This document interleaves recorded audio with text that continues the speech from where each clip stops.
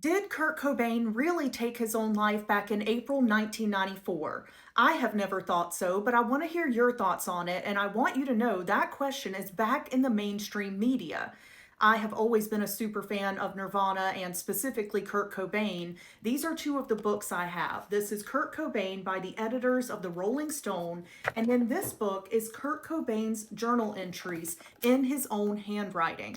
I've had this for years. I've read it many times. It's one of my prized possessions, so I want to be transparent that I probably do have bias when it comes to his passing, but I want to tell you what's new and hear what you think. Kurt Cobain was only 27 years old when he was found in April 1994 in his Seattle home, no longer alive.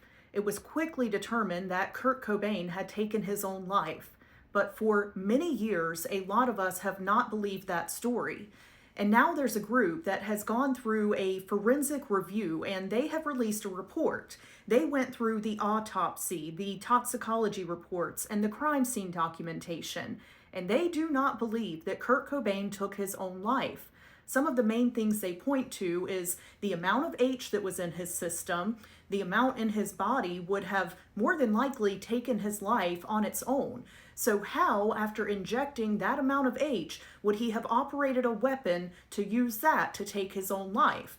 Also, there were signs of hypoxia, meaning oxygen deprivation. So again, if he was already deprived of oxygen due to the amount of H in his system, how did he then pick up and operate a weapon? Doesn't make sense to some people.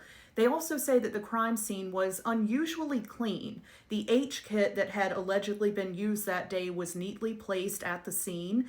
There wasn't the kind of residue mess that you would typically expect from this type of crime scene. So how does it all make sense? There's also the letter that was left at the scene. You can see the top of this letter or note is in one type of handwriting, the same size, but then the lines at the bottom, they look much different. So some people believe that either Kurt did not write those last lines or those were written at a different time.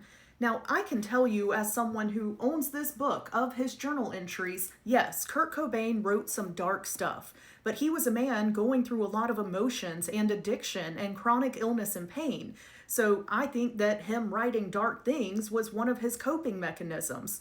I have written dark things in dark times of my life as a coping mechanism myself. To be clear, Seattle police have not reopened this case, and the ruling is still that Kurt Cobain took his own life.